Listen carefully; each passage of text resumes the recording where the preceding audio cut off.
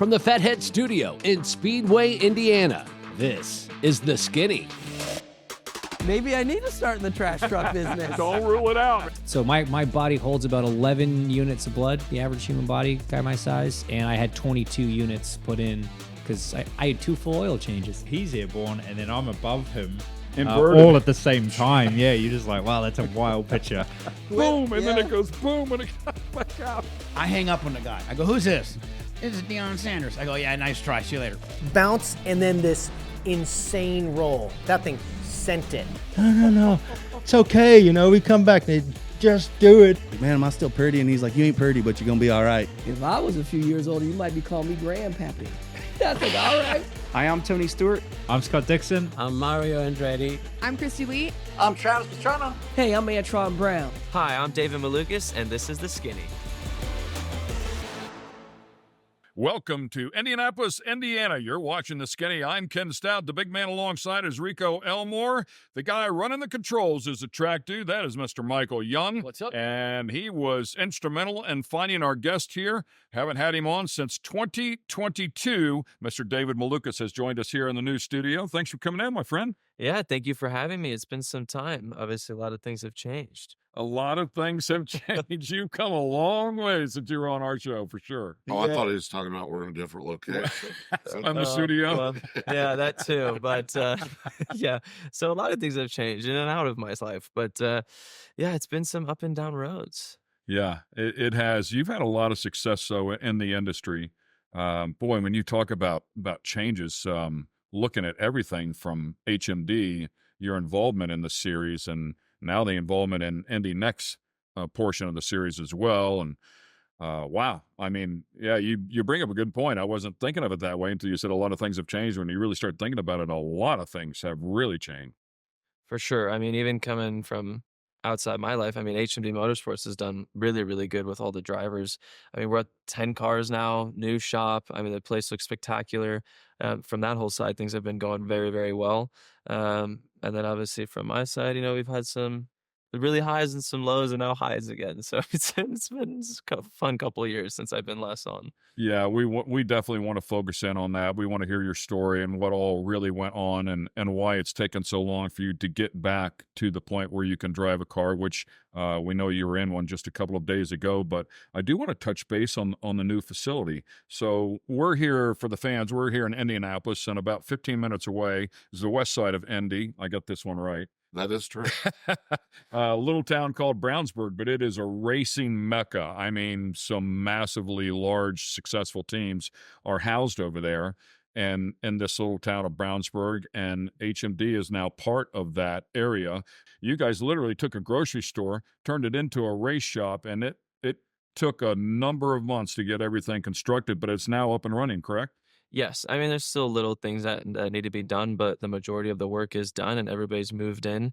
And I was trying to obviously make it a bit more of a home now, trying to get the little accessories in. But yeah, it was needed because we, in the previous shop that we were at, I mean, it was already tight when I was there with just 2 to 3 cars. And now it's up to 10, which is kind of blows my mind every time I walk in there. I'm like, how is this even operating? I mean, it's like people are just on top of people. But having that shop, knowing that shop was coming, that's kind of was still keeping the team together, knowing that greater things are to come. And now that everybody's in there, it's definitely boosted the morale and the mood up for sure. Was it just, was it 1 week ago or 2 weeks ago you guys had an open house? Yes, I think it was 2 weeks ago. Yeah, 2 weeks ago we had the open house, the official kind of grand opening of it. I wanted to get over there. Totally missed it. Do you know anybody over there that might be able to walk to maybe get the tour?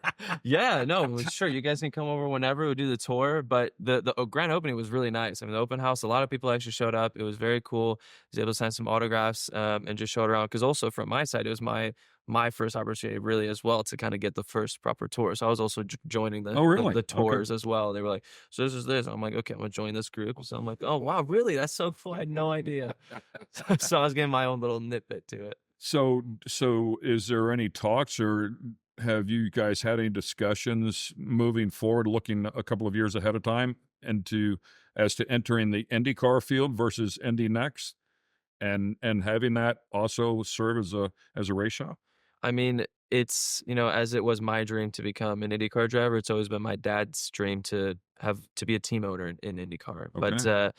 But I mean, it's very tough. It is tough, and if we want to come into it, we'd want to do it properly. And as of right now, it's just we need money. Like, there's a lot of money to try to get into IndyCar, at least to do things properly. So, with all the recent changes and how everything's happened, I mean, I think as of right now, probably going to be staying in Indy next. But I mean, the dream is always there. So hopefully someday. So the dream is there. Yeah, that's pretty cool. And as you mentioned before, 10 cars. I mean, that's unprecedented. Nobody has had 10 cars in any field of anything that I've ever heard of. So, and I went by their old shop and I was like, they can't park another hauler over there. Like, there's 3 this way, 2 that way, 1 over here. It's like holy cow, right on the corner, right? Yeah, on the corner. All the trailers that we parked was almost like it was its own little security system. You can't really even see the building anymore. It's just trailers parked everywhere. Well, now you have a nice, big, huge parking lot, and I saw a bunch of garage doors over there, so I'm sure they're able to back the bulk of them inside the building and treat it the way it should be done. How many cars are in the Indy Next field now? Is it 20 cars? I think so, yeah, 20, maybe 20. Yeah, 21. 21. 21. So half the field. I mean, that is operated by you guys. How's the success going over there? Points wise and results wise. Yeah, I mean, I think everything from that side has been pretty good. I mean, I've been a little bit distant from it since I've joined the IndyCar field, but I mean, our strategy with 10 cars is, you just have another person to fill the spot. So you have 10 different opportunities to try to get the points. So I think from a team championship side, I think the team's doing very good. Drivers championship, I think things are, we're definitely there in the mix, but it's a little bit interesting. I think Nolan was kind of our top guy at the time, but then he missed Road America because he did the Junco seat. So now I don't really know how the points stand following Road America, because he's kind of obviously just DNF'd himself for that one. So who knows what that whole situation is. I'm like, Dad, why didn't you tell me this? Because my dad's in the motorhome with me, and then he just goes, but I don't know. I didn't know this at all. Okay, and then he's calling. The Skinny is brought to you by Fatheads Eyewear. Fatheads Eyewear, hardcore since '04. And American Coach. Innovation is our life force. Welcome back to The Skinny. We have a great show working here with Mr. David Malukas, who's joined us in the set. As always, when we're at commercial break, the best stuff comes up. This time, it was all Michael's fault. It's funny. So we were in Road America, and the big announcement happened that David will be driving for Meyershank Racing. It's like, what fantastic news. Kind of blindsided everybody because we weren't sure if he'd ever get back into a car. So that's the big news. And as the morning progressed and the Indy Next practice session happened, Nolan Siegel was in the session. About 15 minutes left, he gets out of the car, and I'm like, where the heck Nolan going? And I was talking to one of the crew guys. He goes, I think he's going to get into the 78 car in Uncos. And I'm like, wait, what? So this turned into a big story for the remainder of not only Saturday, but Sunday as well, that Siegel was going to be driving in the 78 car for Juncos Hollinger. Totally taking away all the glory that David would have experienced had that story not happened. And I was asking David, did you feel robbed of that? And David, take it away. So, no, hold on. You need to clarify where Nolan Siegel was, what he was driving and who he was driving for. So go ahead, David. You can tell it better than I. Well, so he was obviously supposed to be driving for HMD Motorsports in Indy Next. And then this whole deal happened that day that I got announced. I was driving back with MSR, that he's going to be driving the Juncos car of the number 78. But as of we knew it, I mean, going to bed that night, that he was going to do both the Indy Next race and the IndyCar race. So then I wake up the next morning and I'm having my breakfast, having the good morning eggs. And I look through the phone. I'm like, oh, HMD posted on Instagram, oh, Nolan's not driving the Indy Next race this weekend, and he's just doing the IndyCar. And I'm like, Dad, why didn't you tell me this? Because my dad's in the motorhome with me. And then he just goes, what?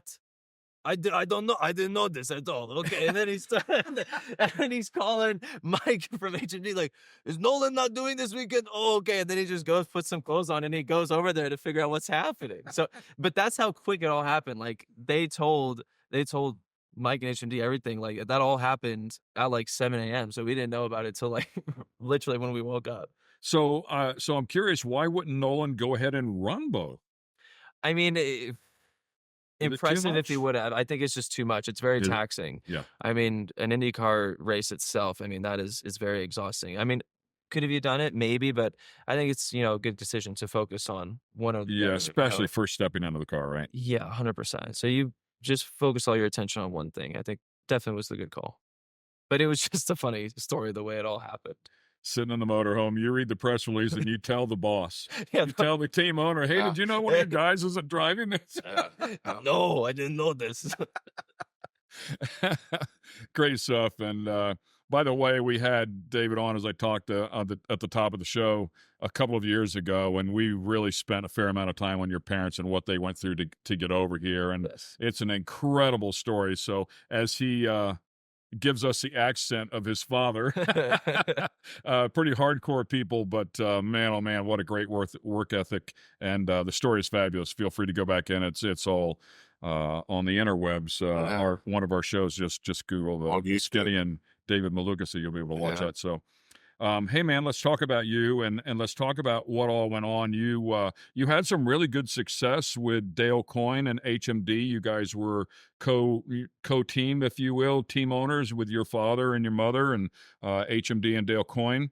I think it was 34 starts that I read, 9 top 10s, a couple of podiums. You did great on those ovals. You really shine on those, especially the bull rings. I think it was St. Louis, right? Where you really had the podium, so you did real well. And then, of course, the news came that you were going to drive for Arrow McLaren. I think everybody was excited. I don't know about how your father felt or how that inner working went. I'd be curious to know how that went down. You didn't tell him at breakfast. Yeah, did you not tell him until it came out? No,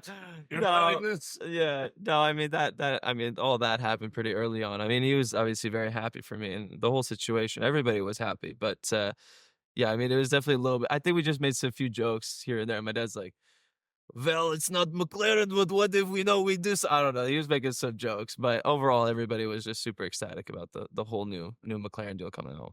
Yeah, so you were going to have an opportunity to race with them in 2024, and I think it was January, February, everything went sideways. Yeah. Tell us what happened. Oh boy, yeah. So it was in February, and yeah, I went to go biking out in Phoenix with my friend, and biking is something that I've done for many, many years. So it's kind of just something I do as like a training thing. It's training, but it's also fun. And when I went there, I literally just had a brain fart moment, is how I'd explain it. And instead of hitting the rear brake, I just slammed the front brake, went over the bars, and kind of went like a little bit left when I went over, and just on the way down landed on a rock, and it just hit this hand down sideways, and the whole hand kind of just popped out of place. So yeah, it was rough. And initially, because the hand was a little bit this way, I thought I broke this bone, and like this bone was out, which actually would have been much better from healing perspective. I probably would have been out for 4 weeks and then back in the car. But because it wasn't, and the rock decided to actually just hit my wrist instead of that bone, it just tore the whole wrist. So like all the ligaments, everything got popped off. Cut through the top, is that? Well, everything, there's no cut, so everything actually stayed intact. It was it just moved the whole wrist out of position. So I had to get everything put back into place. Obviously went back to the hospital. They put everything back in place, got scans and everything, and I immediately, obviously, like loaded me up on drugs, but I immediately called IndyCar, and I'm like, Julia, I broke something. I'm like, I need an IndyCar doctor. So they helped me kind of choreograph all of that. So they said, we found somebody, they're ready for you. So then I had to go on my phone and try to book a flight. And so I think we got back to my friend's place at around like 11:30. And then we went to the airport at 4 a.m, got a flight, did a layover in Denver, landed, did scans, CT, MRI, all that stuff, and then went straight to surgery. And then after that was trying to figure out recovery time, what the plan is. And obviously throughout that whole trip going through the airport is when I was like telling McLaren obviously what happened. So because it all was going so quick. Moving very, very quickly, as is this show. We have to take a quick break. We'll come right back and follow up on this story.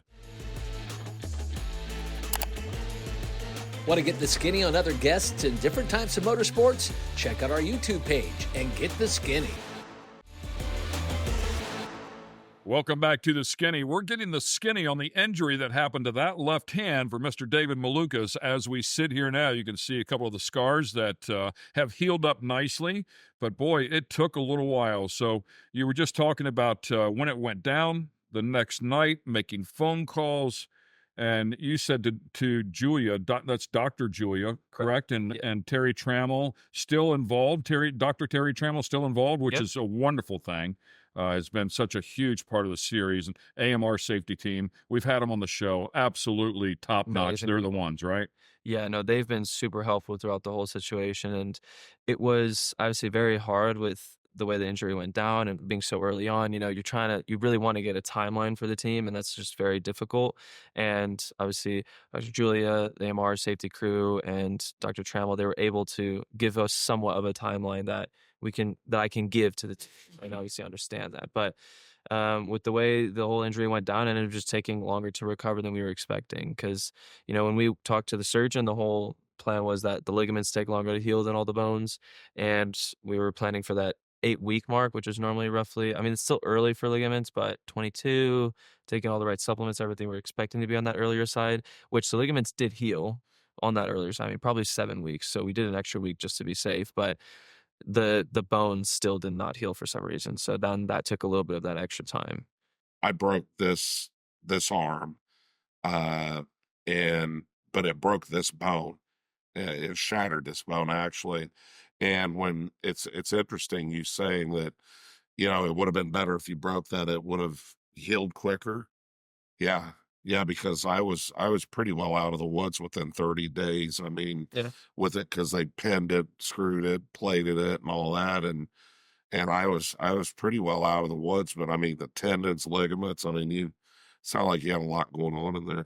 It was a lot. Yeah, in total, it was 3 surgeries, but the second 2 were not serious ones. Obviously, we had the main surgery with the main cuts, but the second one was actually because I had pins in to obviously just keep the wrist immobile while it was healing, and it was 4 pins. So that's why I have these cuts on each end.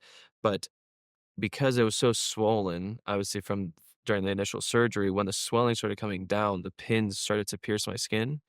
So we had to go in and then trim them. So then sealed me up again.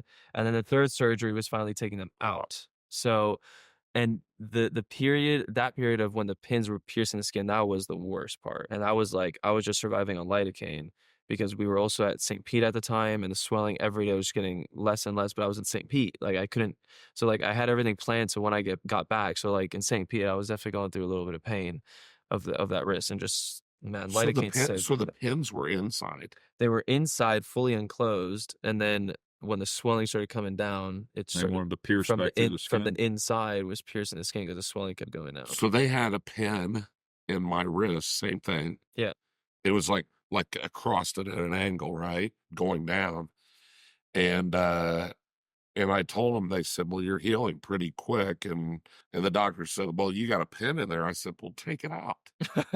So they got a big group of these girls, these nurses standing around. And I said, what are we doing here? She's like, "Oh, this is the first time she's ever taken one of these out." I said, "Do we think we could maybe..." told me that afterwards. We got somebody else sitting there that all I remember is when they pulled it out, it felt like a hot rod just pulling, because it was pulling right through your bone. And yeah, but they just pulled you, you weren't under anything, right? They just pulled you. Yeah. Pulled them. For me, they did local numbing, and then put a wall so I couldn't see. So probably would have been a good idea. Yeah. The tendons and the ligaments, were they actually torn, or were they stretched, or what? So the ligaments themselves were actually intact because of how much force the impact had, it just popped off from the ligament connected to the bone. It just popped that off. So I had a bunch of little chips, but it was all because of that connection where the ligament holds onto the bone popped off, which actually is better, because they said if I rip the ligament, that is a really long healing time. Yeah. Really, really bad. But thankfully all the ligaments stayed intact. They just ripped off of that bone. So that was the hardest part, is just waiting for that ligament to reconnect to the bone. Which that happened in 7 to 8 weeks, but then for some reason the few fractures that I had were still taking time. So we've heard of the physical side of it. The other side was the mental side of it. We'll focus on that when we come back. Oh my God, Zach Brown's gonna kill me. That's what was going through my head. All right, everybody, welcome back to The Skinny. This is Dave and Malukas, and we're having a good time here down at Indy talking about the physical pains that I had with my wrists, and now I'm thinking we're gonna be talking about the mental aspects, which is definitely a lot more interesting. Yeah, it was. I mean, that's the question we all wonder about. I think that's initially we hear about this injury, and the first thing that goes through our minds, like, dude, I get goosebumps thinking about it. It's like, you have to be processing, like, am I going to be able to heal? I just got this gig at Arrow McLaren to drive an Indy car for McLaren, and now I'm injured. Okay, doc, how long am I going to be able to get back in the car? You get the initial news. It seems like everything's going to work out. But what was the process? First of all, processing it initially, then as you work through it and you realize things aren't going to plan here. Yeah, when the injury first happened and I got up, I immediately knew that something was broken because when you like hit your funny bone against something, you get that little zing. I had that through my hand, so I was like, "Oh, this is toast." So took the glove off and I just saw the whole situation. And a friend was there, my dad was there, and they're like, "Oh my God, like no, like do we call the ambulance? What do we do?" Like they're like freaking out, and the entire time I'm like, "Oh my God, Zach Brown's gonna kill me." Like that's what was going through my head.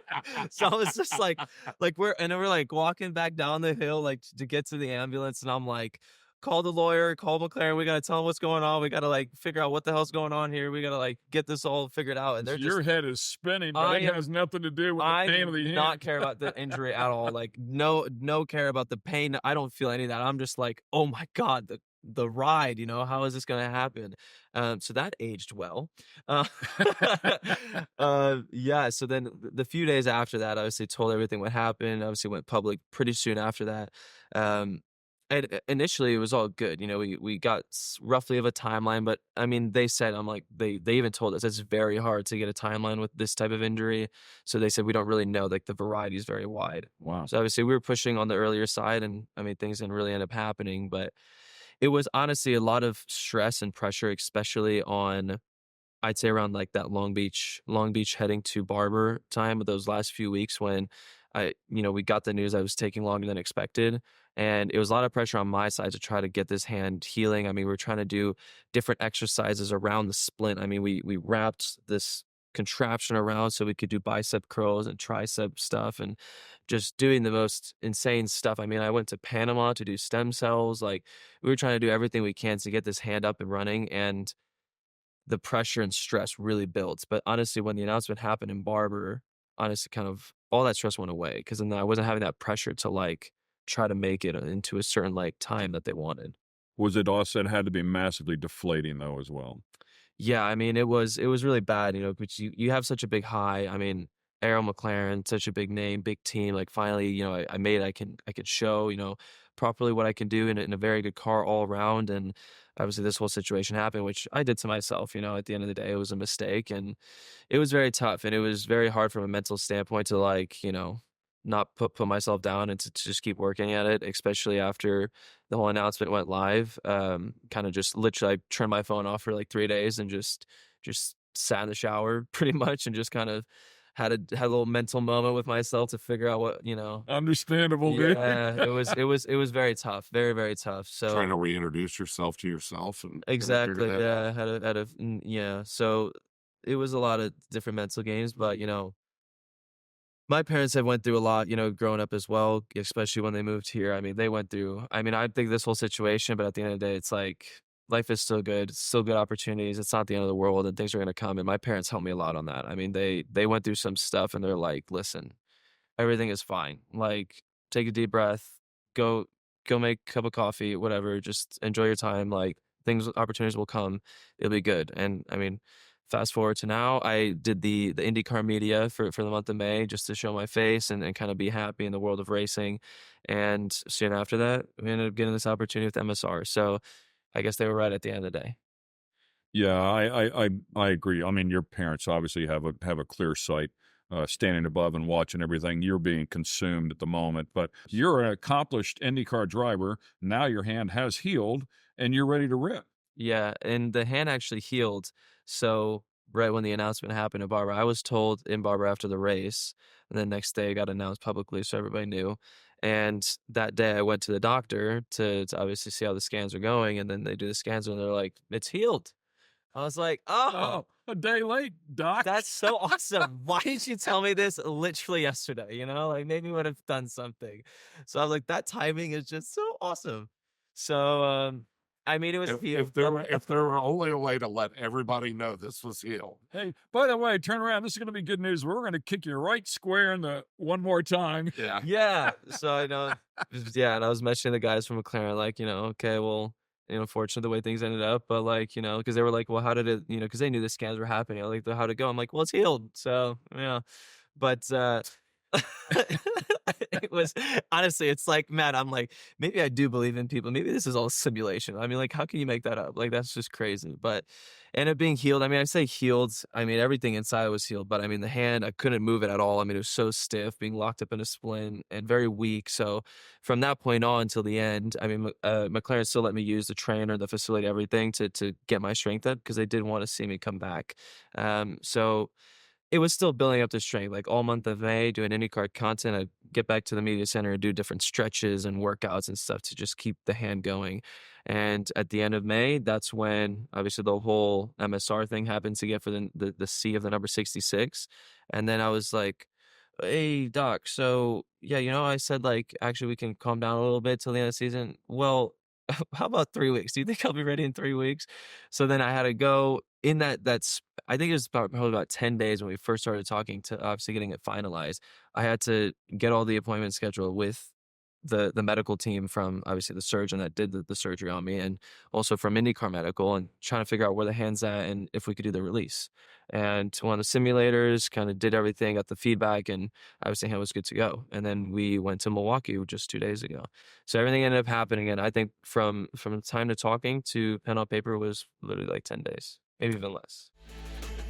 I love the team. I mean, the team has been amazing. They welcome me with open arms. I feels like these are like brothers that I've like known from past lives. The Skinny is brought to you by American Coach. American Coach. Innovation is our life force. And Fatheads Eyewear. Fatheads Eyewear. Hardcore since '04. Welcome back to the Skinny. Ken Stout sitting here with you with Rico, Elmore. Of course, Michael Young, who's heavily involved in IndyCar, has been up on this entire story as well. And, of course, we've been focusing on the story of Mr. David Malukas. Man, he's been on a roller coaster ride here since the beginning of the year, really since the end of last year, and getting his gig with McLaren, then losing it because of an accident, and healing up after that accident, thinking he was good to go, and then finding out that, sorry, too little, too late. And but you mentioned something in the last segment, and I did read this, and I thought it was outstanding to read, is that Arrow McLaren did support you all the way through. I did not realize even afterwards that they stayed with you. I had read that you got back on a sim with a lot of force feedback in the steering wheel to start prepping yourself to get back in a car again. Were they instrumental in sims and that type of rehab, I guess? Yeah, I mean, so before the injury, of course, I mean, they were always by my side, working heavily with the trainer and all the people there at McLaren. But even afterwards, I mean, they still let me use the trainer because, I mean, it would have been very hard for me to switch when, from the initial injury it happened, I was with that trainer, Sean Smith, by the way. He honestly amazing, helped me so much. I was with him from the start. So, like, to go and swap to somebody new halfway through my recovery time they don't really know the injury, they don't know how it's been going, it makes it very hard.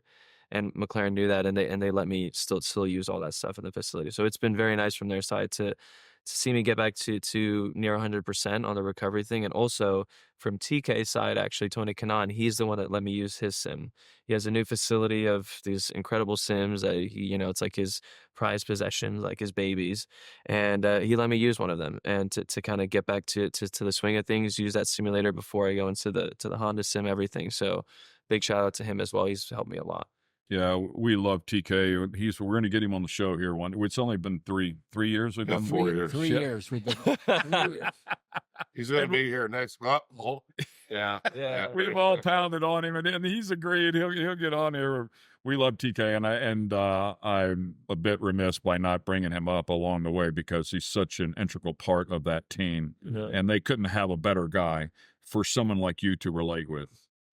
Yeah, I mean, and that was, coming into it when we even initially first started talking with Aaron McLaren, a lot of it was TK involved. And he was kind of the main guy connecting all of it. And I was really excited, it's TK, I was getting to work with him and kind of pick at his brain and learn a lot of knowledge from him.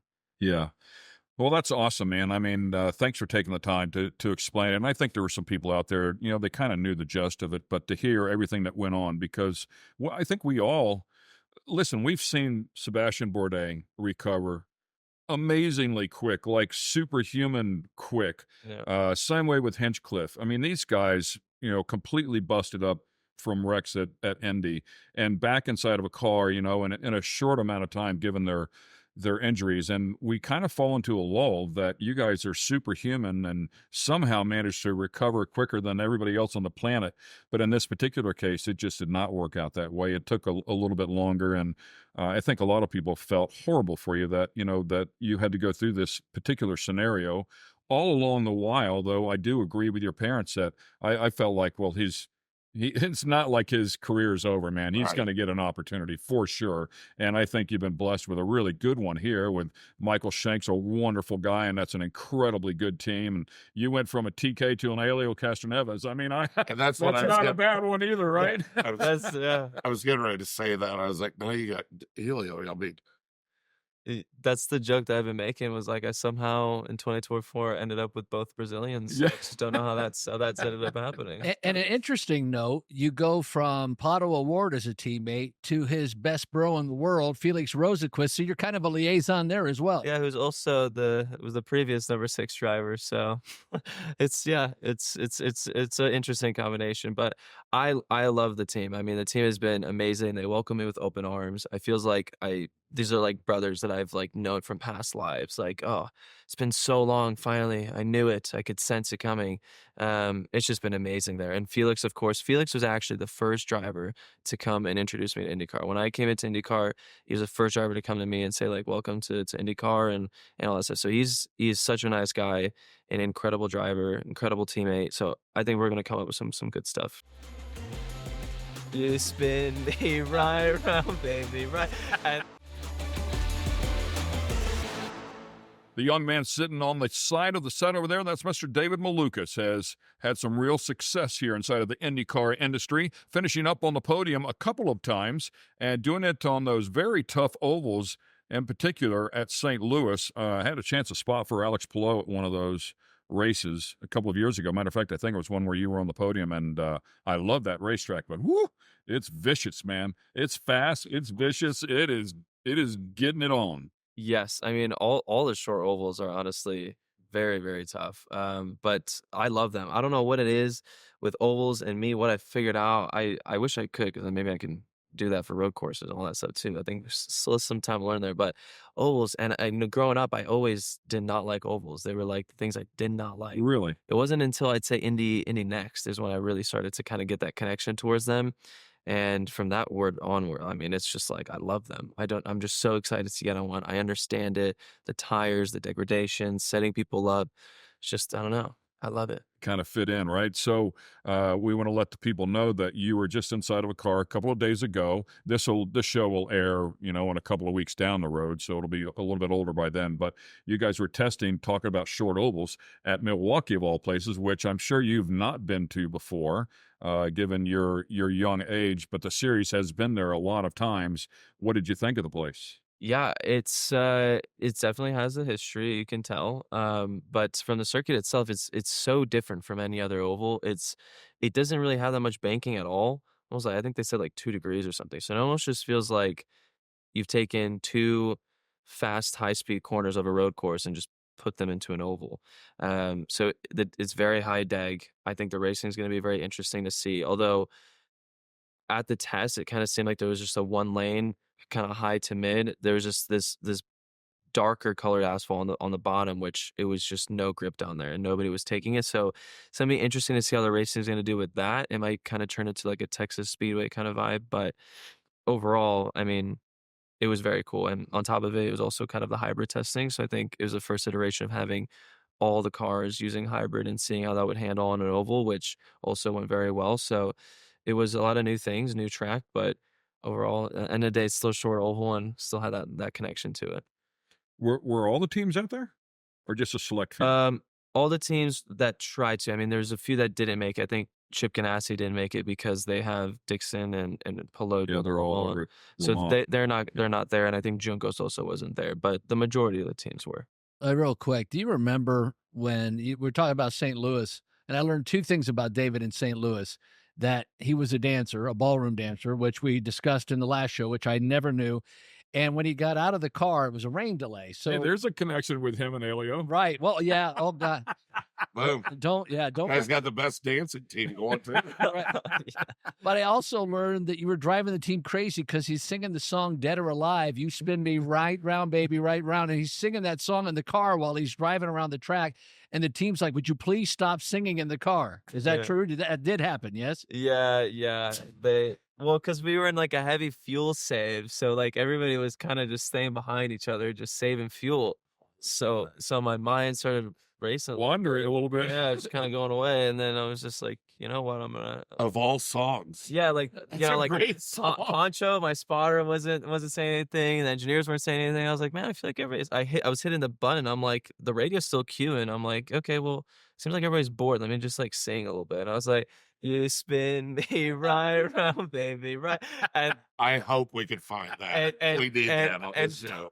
So then my engineer Ross came on, and he's kind of just like, stop it, like, you know, kind of getting some jokes. And then Poncho came on. He's like, if you're singing, like, why don't we go and do something? Let's go pass some people. Like, Poncho's like, come on. I was like, yeah, well, we're fuel saving, man.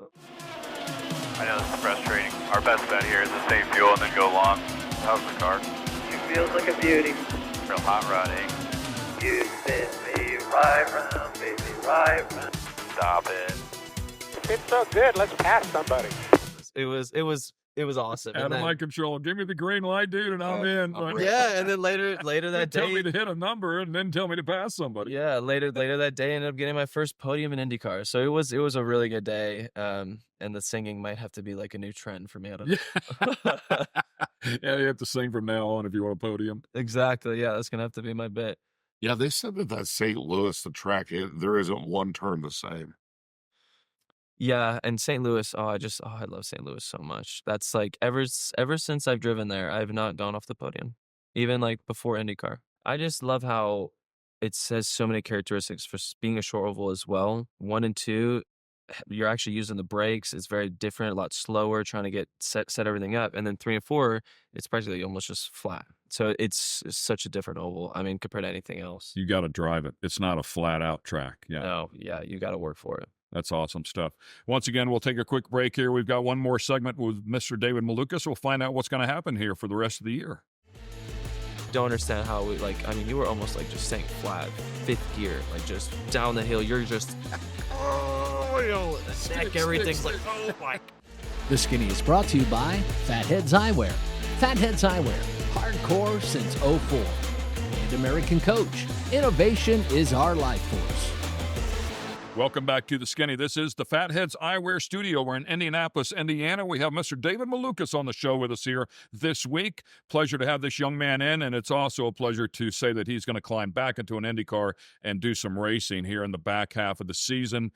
Talk to me about the season. Have you looked at the schedule? Have you looked at the tracks? Any ones you're looking forward to? Any ones you have concerns with? Yeah, I mean, going into that was the first thing we did is to look at schedule. Like, all right, let's see what tracks we're going to have to be dealing with. And honestly, a lot of ovals. I'm very, very excited.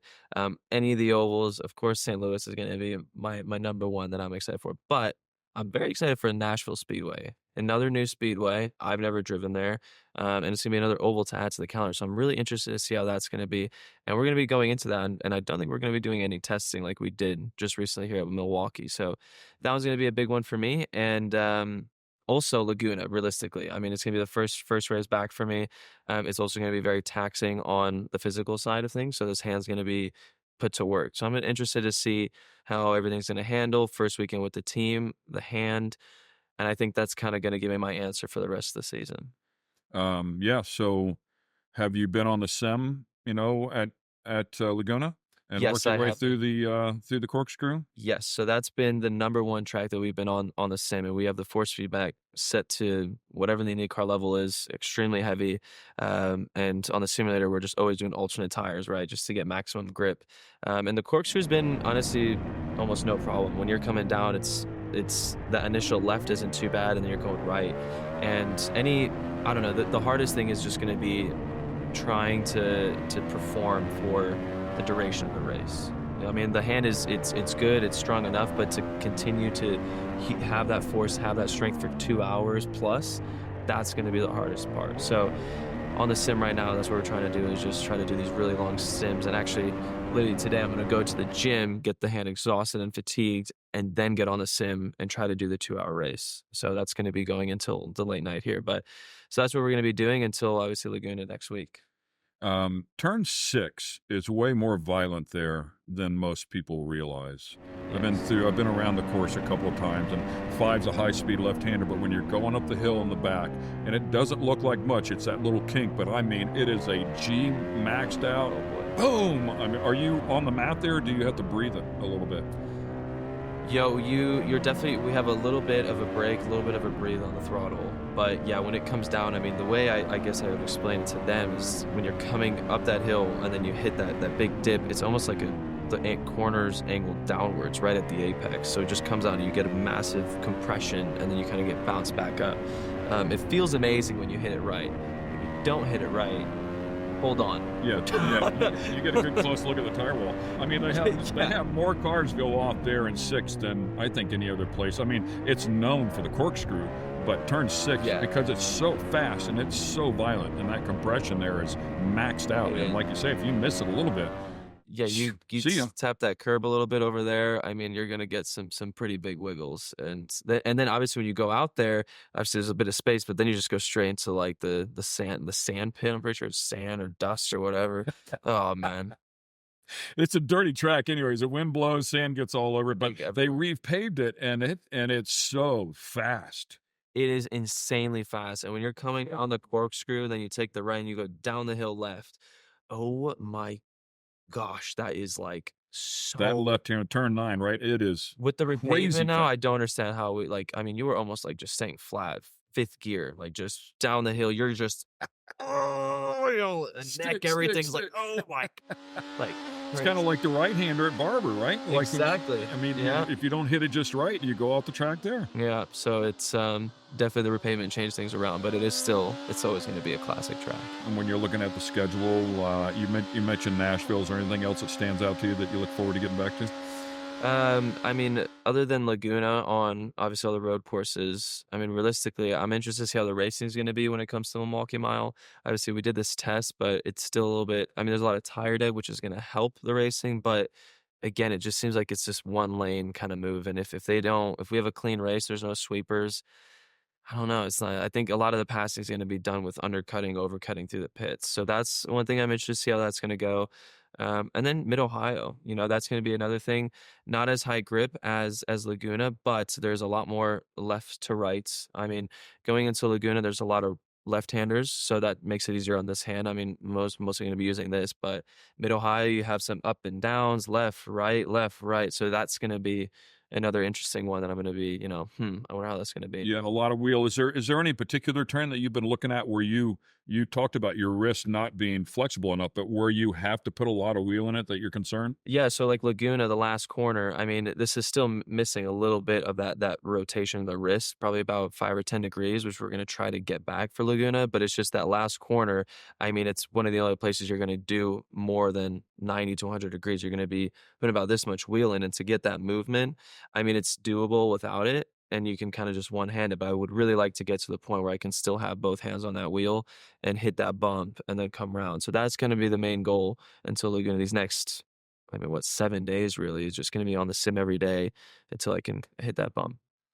Well, thanks for making time for us. Oh, yeah, well, thank you for making time for me. Seriously. Oh, you're welcome anytime, my friend, anytime. I think I can speak for everybody when we were all ecstatic to hear that you were getting back into a car. And I mean, I knew it would happen. There was no doubt in my mind that it was going to happen, but really glad that it happened as quickly as it did. You know, it's a character building situation. The highs are the highs, the lows are the lows. You had to fight, scrap to get back, and you did your job, and opportunity presented itself, and you were ready to take it. Character building for sure. Yeah, well, I think we'll do that. It's been a 2024, my character building year. That's what it comes down to. Nobody any better to look up at than your father, your mother, and your father. So, which, by the way, I still would love to get them on this show, man, because their stories. Well, absolutely we got 2 seats. We'll work on it. Yeah, We'll get it done. let's make that happen. Ladies and gentlemen, Mr. David Malukas. He'll be driving the number 66 car for Michael Shank Racing. Keep your eyes on him. He'll be back behind the wheel here in just a couple of weeks as they head out west to Laguna Seca. That's a skinny on him. That injury, he is back and ready to rip. Thanks a lot, my friend, and best of luck. Thank you for having me.